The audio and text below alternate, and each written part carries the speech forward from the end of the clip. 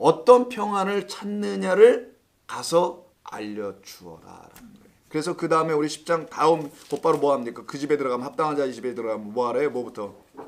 평안을 빌라는 말이 곧바로 나온 거예요. 그래서 거기서 평안을 빌라. 그것을 얘기하시는 겁니다. 그래서 그것들을 더 사랑하는 자들과는 달리 그것들을 더 사랑하지 않는 자들. 그래서 나를 더 사랑하는 자들인 것이죠. 어떤 사람들이냐? 요한복음 12장을 보세요. 굉장히 중요한 겁니다. 우리 예수님이 한 말씀도 허투루 하신 말씀이 없어요. 이건 우리를 다 살려내기 위한 말입니다. 12장 일단 가셔서 25절. 요한복음 12장 25절. 자, 자기의 생명을 사랑하는 자는 어떻게 한대요? 잃어버릴 것이요. 이 세상에서 자기의 생명을 미워하는 자는 영생하도록 도전하리라. 뭘 사랑할 거냐는 거죠.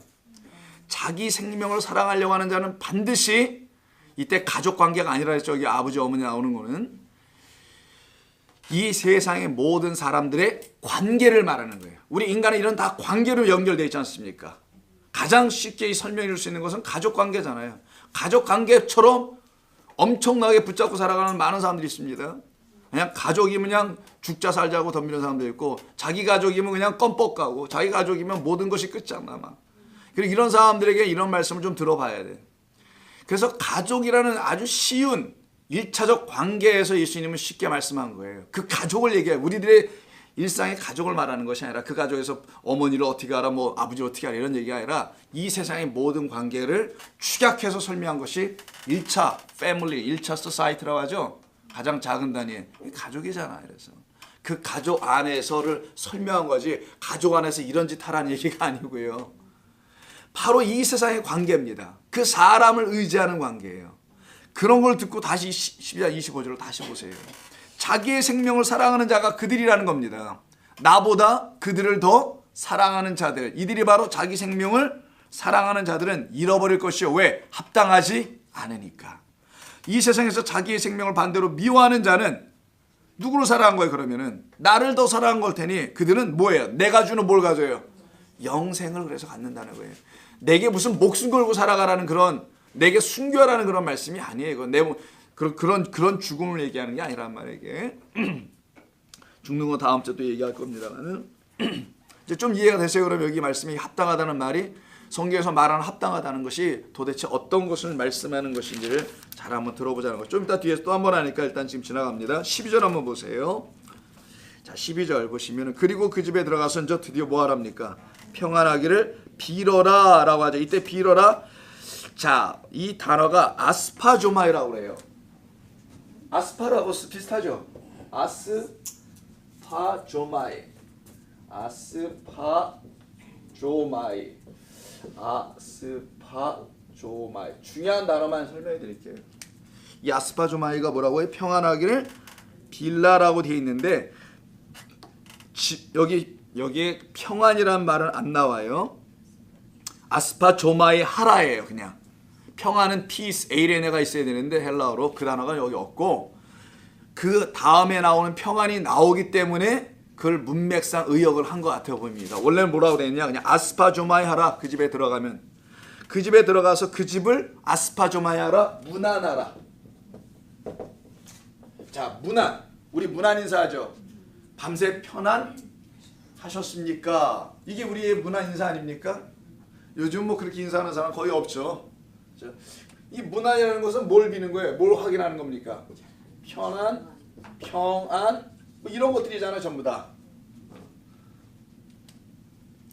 그게 문안입니다, 일반적으로. 그래서 greet, salute라는 뜻을 갖고 있어요. greetings 할 때 인사하는 거잖아요.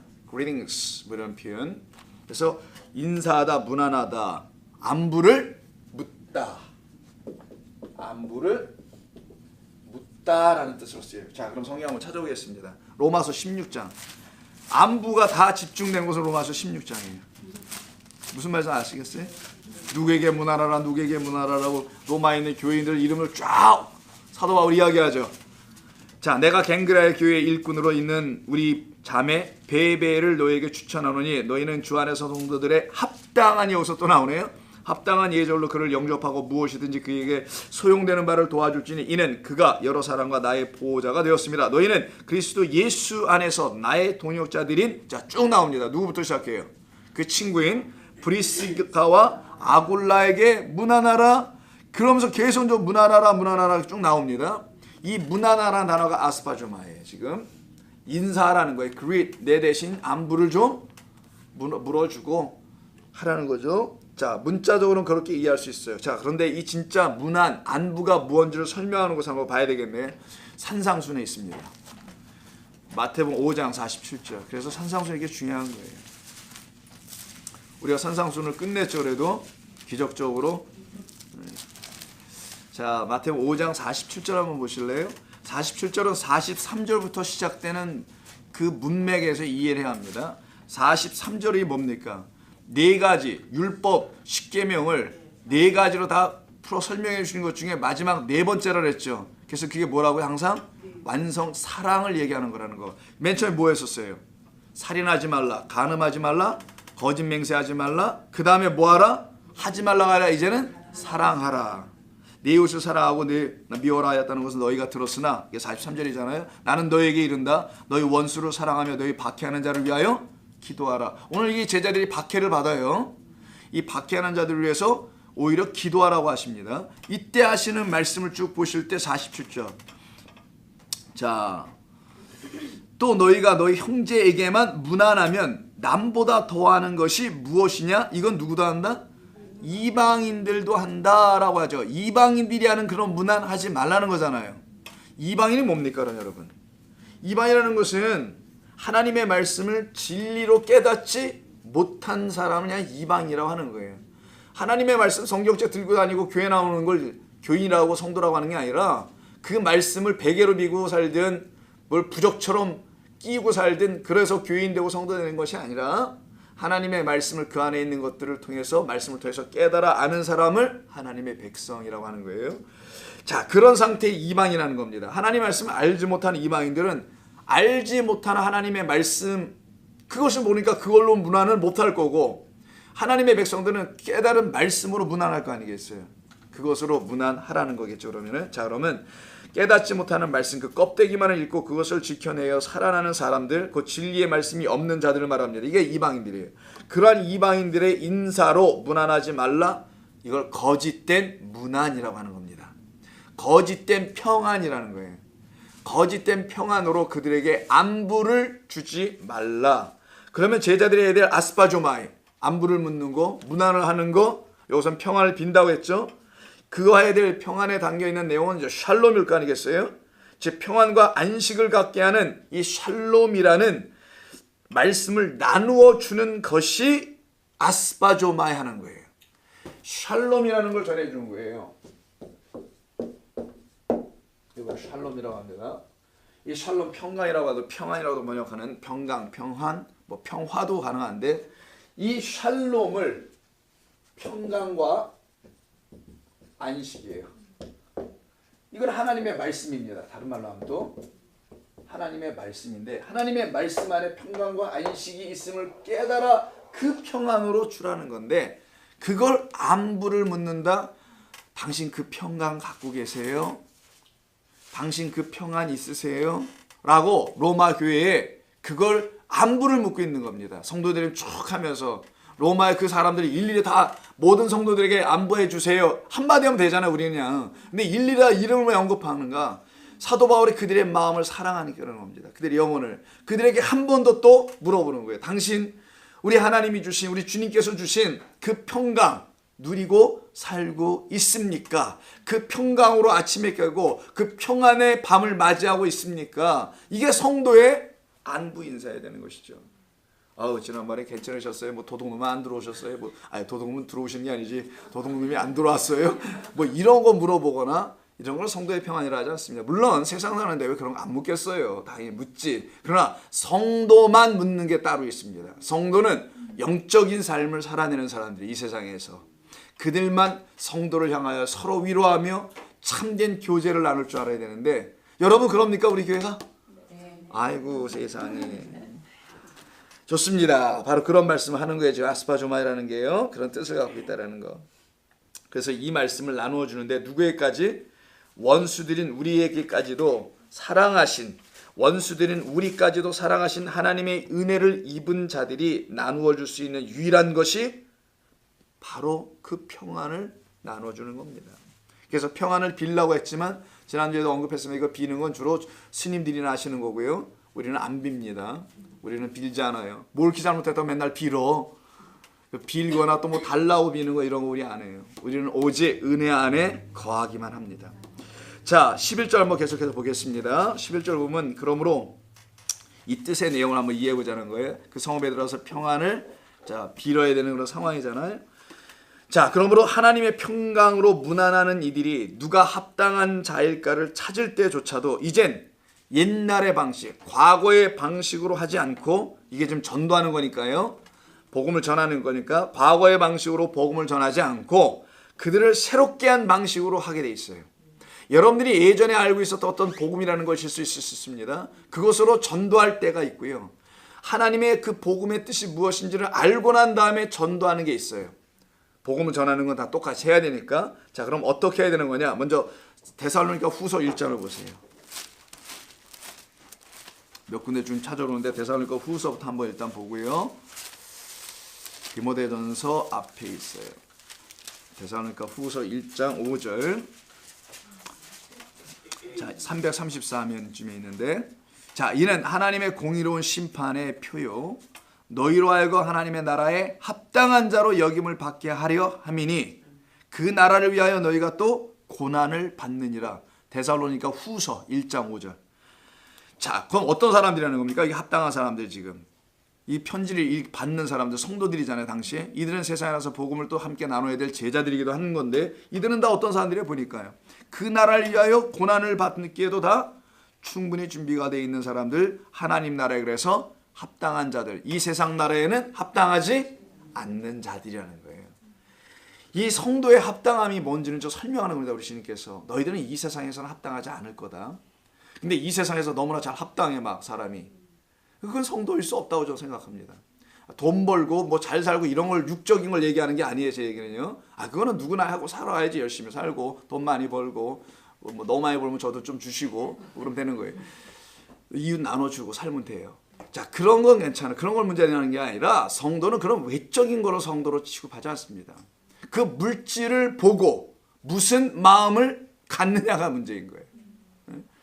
그 물질을 보고 자기의 삶의 환경을 보고 무슨 마음을 갖느냐가 성도냐 성도가 아니냐가 나눠지는 것뿐이에요. 아무리 많은 것을 가졌다 할지라도, 아무리 또 뭐가 찢어질 정도로 가난하다 할지라도, 내 환경이 정말 지금 척박한 환경이라 할지라도, 너무 잘 나가다 할지라도 이 세상에 좋고 나쁨이 일어나는 게 있잖아요. 그런 모든 것 속에 우리가 막 흔들려 살아가는데 그런 거에 영향을 안 받는 거예요. 사람들이. 그걸 하나님 나라에 합당한 자라고 하는 겁니다. 그런 자들로 살아가야죠. 그래야지 그걸 평안을 갖고 있는 사람이라고 하지. 아마 그냥 뭐가 지나면 그냥 난리가 나고 어떻게 막 이러면서 정신을 못 차리고, 그래서 주변 사람까지도 다 혼비백산해가지고 나 다 죽었다 야 우리. 자세히 들어보고 또 한 번 다시 말하라고 하고 또 한 번 들어오면은 별로 할 얘기도 없던데 한 두 번 세 번 반복시키면은 처음에만 이렇게 뭐 이렇게 많이 나와요. 그러다가 좀 이렇게 얘기하다가 이렇게 들어보면 글쎄 뭐 그렇게까지, 그래 결국은 또 스스로도 접게 되잖아. 에이거 주야. 자, 그래서 하나님 나라에 합당한 사람은 세상 나라에는 합당한 마음 갖지 않게 돼 있어요. 그건 여러분과 하나님의 관계입니다. 그걸 누가 알 수 있어? 하나님과 여러분이 아는 거죠. 근데 자기는 알잖아요. 아시죠? 왜 고개를 못 들고 그래? 자, 그러면 고린도 후서를 한번 집중적으로 한번 볼게요. 합당한 새로운 방식으로, 그 합당한 자들을 찾아내려면 나도 합당해야 될 거 아니에요. 먼저 내가 합당하지 않은데 누구로 합당하자? 내가 합당하지 않으니까 이상한 자들 데리고 오는 거야 교회. 그리고 좀 이따 또 어떻게 해요? 아유, 그 데리고 온 사람까지 데리고 나가? 막 이런 일이 막 이상하게 벌어지기도 하죠. 합당하지 않은 데가 또 합당하지 않은 자를 데리고 와가지고는 둘이 막 난리를 쳐요 막. 그러나 합당한 자들, 그런 자들로 채워지면은 그들의 눈에는 그들밖에 또 안 보입니다. 어떤 사람들 그 영혼이 거저 주시는 하나님의 은혜에 갈급하려고 하는 심령들을 찾아낸다니까요.